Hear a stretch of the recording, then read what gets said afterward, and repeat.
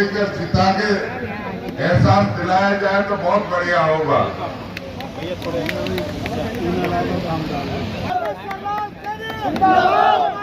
शांति की बात हो तो इस समय प्रदेश और देश में जो शांति व्यवस्था चल रही है, जो विकास के कार्य चल रहे हैं, आपकी वोट उनको रोक नहीं सकती है। उनको और संबंध से एक फूल ले जाके कमल का फूल महात्मा तक पहुंचाए। इसी के साथ मैं अपनी वाणी को विराम देता हूं। जय हिंद, जय श्री राम, वंदे मातरम। अपने मत श्रीमती अर्पणा सक्सेना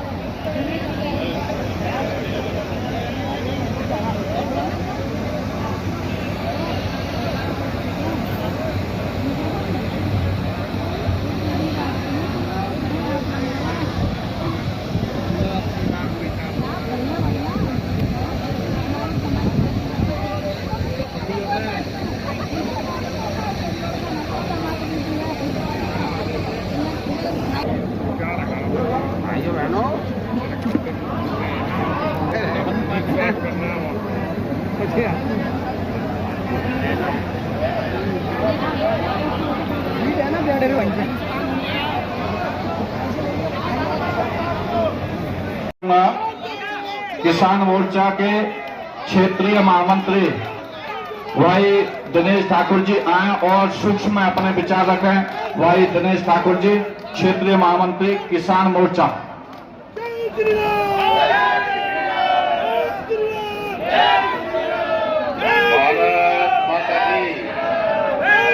भारत माता की जय, जय श्री राम।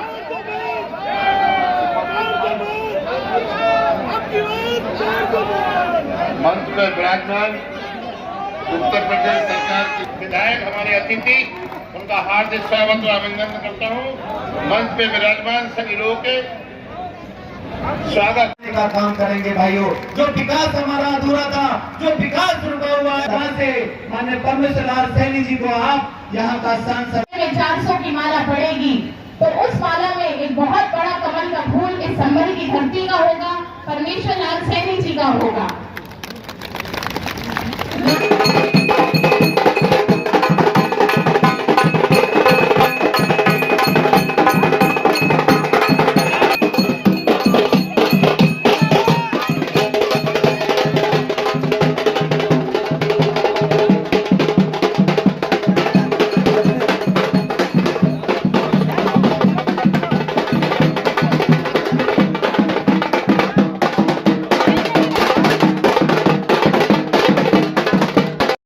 और यहाँ पर उपस्थित भारतीय जनता पार्टी के तमाम मंच में वरिष्ठ नेता, सबका नाम लूंगा, देर लगेगी। यहाँ सामने भी कोई बूथ से लेकर के बड़ी बड़ी जिम्मेदारियां निर्वाह कर रहे हैं और भविष्य में निर्वाह करेंगे।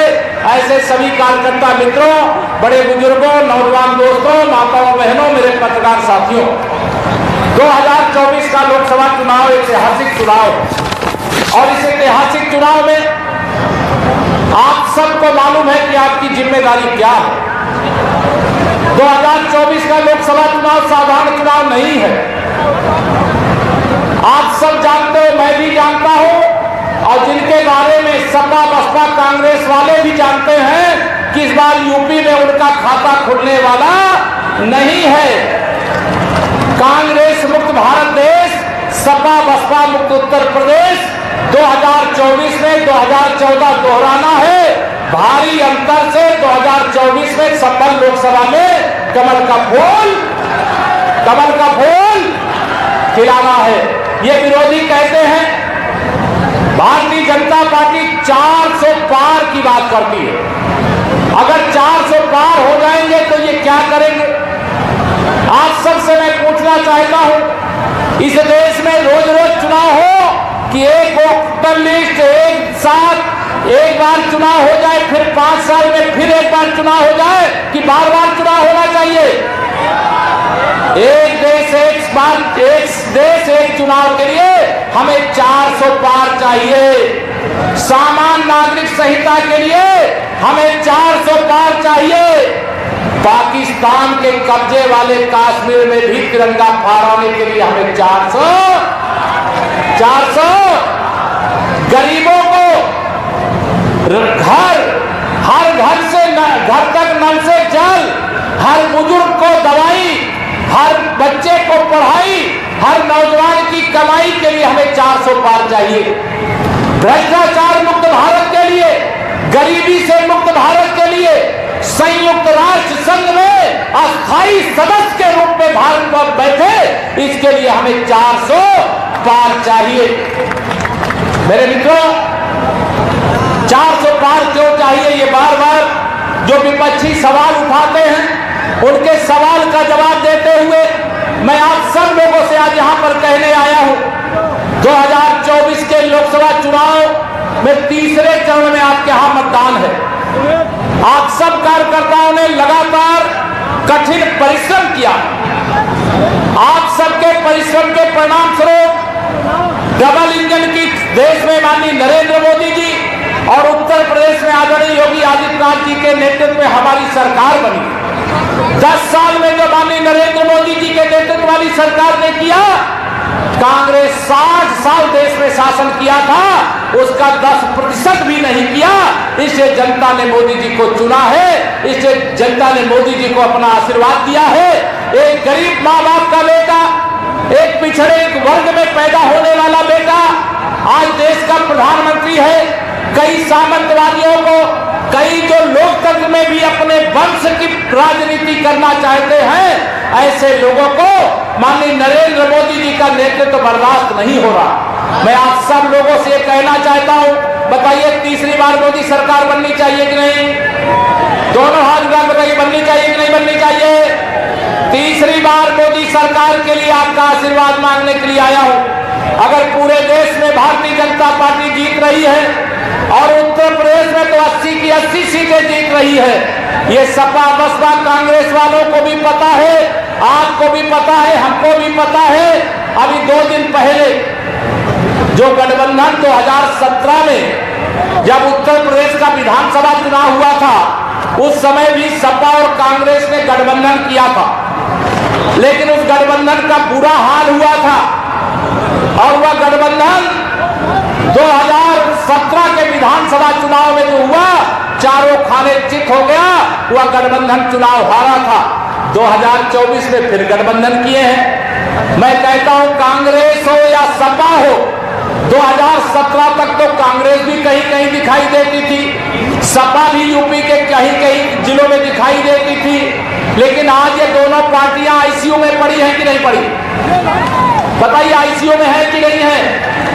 इनको ऑक्सीजन देना चाहिए क्या? मैं समाजवादी पार्टी के कार्यकाल की जब चर्चा करता हूं, जब श्री अखिलेश यादव जो उत्तर प्रदेश के मुख्यमंत्री थे, उसकी चर्चा करता हूं तो एक खानदान के लोग मेरे ऊपर हमला करने लगते हैं। उनको लगता है केशव प्रसाद जब अध्यक्ष था उत्तर प्रदेश का और उत्तर प्रदेश के कार्यकर्ताओं ने दिन रात परिश्रम किया, उत्तर प्रदेश की जनता ने आशीर्वाद दिया और 325 विधायक हमारे जीते और उत्तर प्रदेश में भारतीय जनता पार्टी गठबंधन की सरकार बनी। इसलिए सैफई परिवार वाले मुझसे बड़े नाराज रहे। लेकिन मैं पूछना चाहता हूं, जो मैं कह रहा हूं वो आपसे भी मैं पूछना चाहता हूं, ये बात सही है कि नहीं सही? 2017 तक, 2012 से 17 तक जब श्री अखिलेश यादव जी उत्तर प्रदेश के मुख्यमंत्री थे, बताइए उस समय सपाइयों का नारा खाली प्लाट हमारा था कि नहीं था? बताओ, था कि नहीं था? सपाइयों का नारा खाली प्लाट हमारा। अब मैं कहता हूं, जब श्री अखिलेश जी आप मुख्यमंत्री थे, जिस गाड़ी में सपा का झंडा, उस गाड़ी में बैठा गुंडा। बताओ सही है कि गलत है? जब अखिलेश यादव जी उत्तर प्रदेश के मुख्यमंत्री थे, रोज दंगे होते थे कि नहीं होते थे? जब अखिलेश यादव जी उत्तर प्रदेश के मुख्यमंत्री थे, कानून व्यवस्था उत्तर प्रदेश की ध्वस्त थी कि नहीं ध्वस्त थी? कानून व्यवस्था ध्वस्त थी कि नहीं ध्वस्त थी? जब अखिलेश यादव जी 2017 तक मुख्यमंत्री थे, 12 से 17 तक, तब क्या बिजली आती थी क्या? संभल वालों बताओ जरा, कितने घंटे आती थी? जब साइकिल वालों की सरकार थी, बिजली आती नहीं थी। जब आपने साइकिल को पंचर कर दिया, बिजली जाती नहीं है। बताइए सही है कि गलत है? यही बात मैं श्री अखिलेश यादव जी से कहता हूं, तो वह उनके प्रोफेसर चाचा, उनके अभी दूसरे चाचा, वो सब कहते केशव प्रसाद सपा को निशाना बनाता। अरे भाई, मैं सपा को निशाना इसलिए बनाता हूं क्योंकि मुझे सपा को सफा करना है, सपा को समाजवादी पार्टी बनाना है कि नहीं? सपा को समाजवादी पार्टी, कांग्रेस मुक्त भारत देश, सपा बसपा मुक्त उत्तर प्रदेश, इसी में हमारे उत्तर प्रदेश का भाग्य खिलेगा, भाग्य चमकेगा। मैं आप सब लोगों से आज यहां पर ये अपील करना चाहता हूं, मेरे प्रधानमंत्री श्री नरेंद्र मोदी जी ने कहा है हर बूथ पर 370 वोट बढ़ाना है। यहाँ कौन कौन कार्यकर्ता है जो पिछली बार जितना वोट मिला था उसमें 370 वोट और बढ़ा सकते हैं? कौन कौन कार्यकर्ता है, बताओ जरा, दोनों हाथ उठाकर बताना। 370 बढ़ाना है, आप विश्वास रखना, आप 370 वोट और बढ़ा दीजिए। विकसित भारत की गारंटी मोदी जी ने दिया, विकसित भारत की गारंटी, आत्मनिर्भर भारत की गारंटी मोदी जी ने दिया है। ये टुकड़े टुकड़े गैंग जो घूमता है उसकी दवाई करने की भी गारंटी दिया है। जिन लोगों ने देश को लूटा है, प्रधानमंत्री जी पहले ही बता दिए हैं, न खाऊंगा न खाने दूंगा, और जिसने भी खाया है पाई पाई वसूल करके गरीब की और देश की भलाई में लगा दूंगा। बताइए करना चाहिए कि नहीं करना चाहिए? करना, दोनों हाथ लगाओ, करना चाहिए कि नहीं करना चाहिए? मोदी जी ने कहा है 2014 से 2024 तक जो आपने देखा है वो ट्रेलर था, असली पिक्चर 4 जून 4 बजे 400 पार करने के बाद दिखाई जाएगी।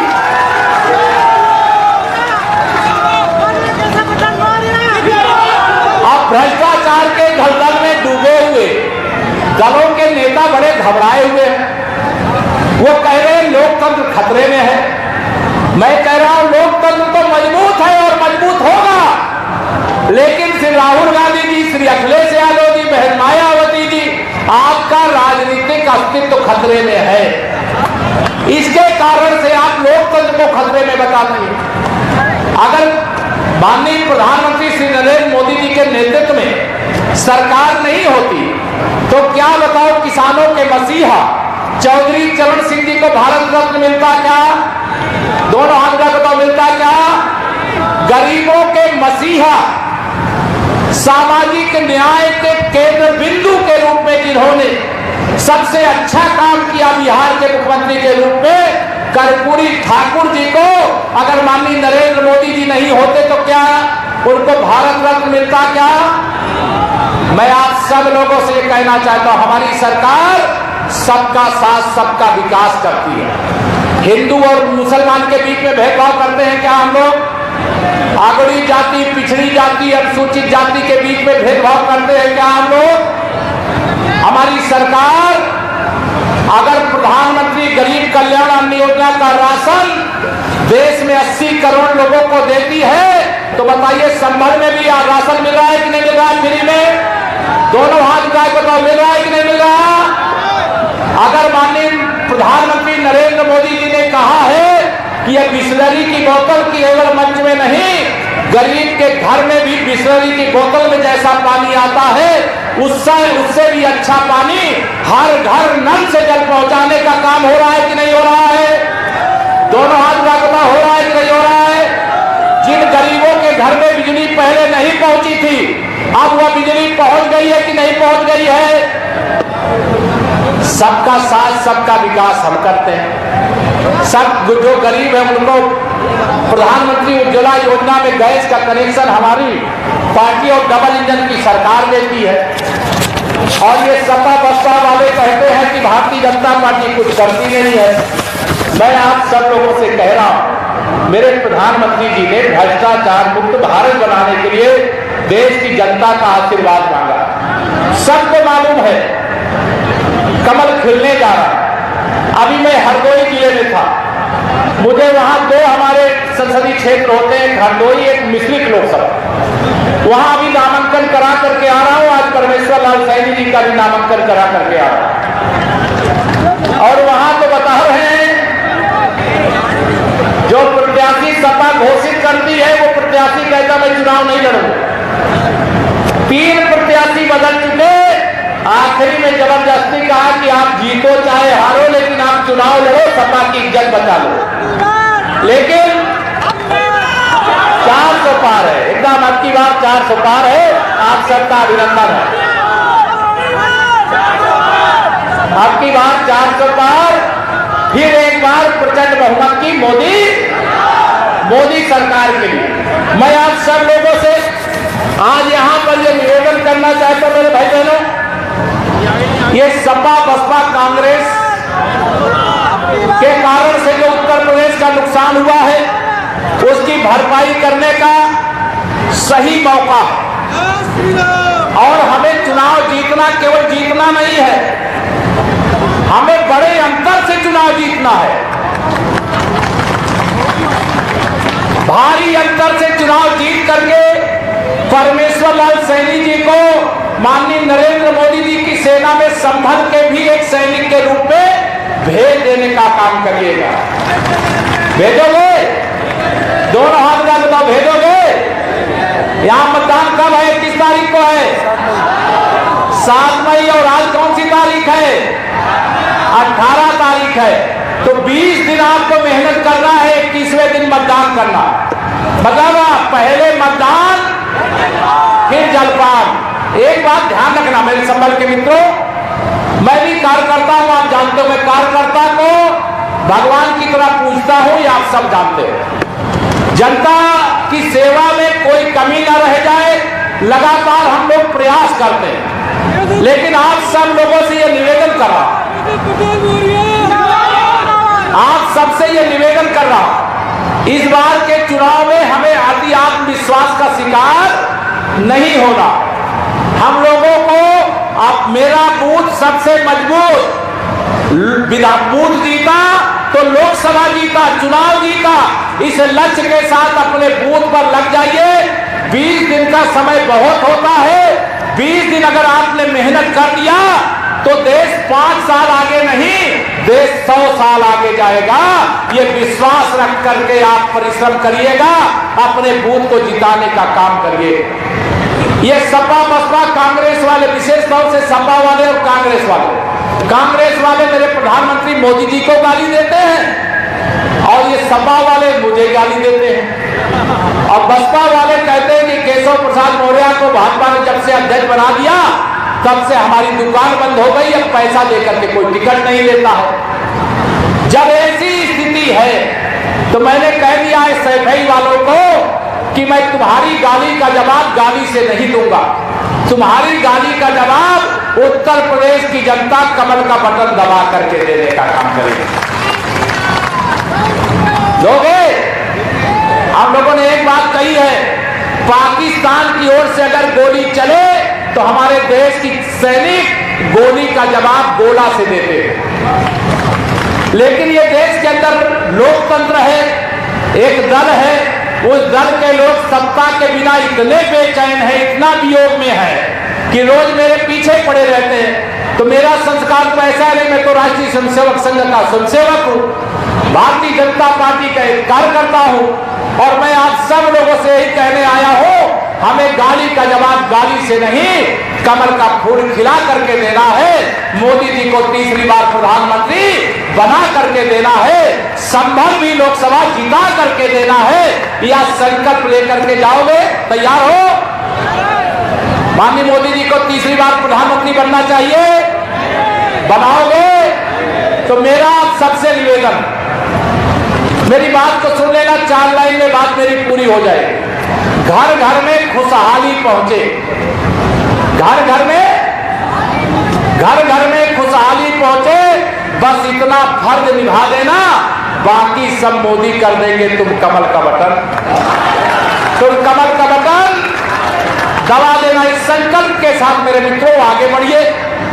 यह चुनाव जहां 5 साल की सरकार में देश को 100 साल आगे ले जाएगा, यह चुनाव जहां 5 साल के अंदर 1000 साल की एक मजबूत नींव डालने का काम करेगा, यह चुनाव जहां विकसित भारत बनाने का मार्ग प्रशस्त करेगा, यह चुनाव 5वीं अर्थव्यवस्था से तीसरी अर्थव्यवस्था बनाने का काम करेगा, यह चुनाव भारत को संयुक्त राष्ट्र संघ में अस्थायी सदस्यता दिलाने का काम करेगा।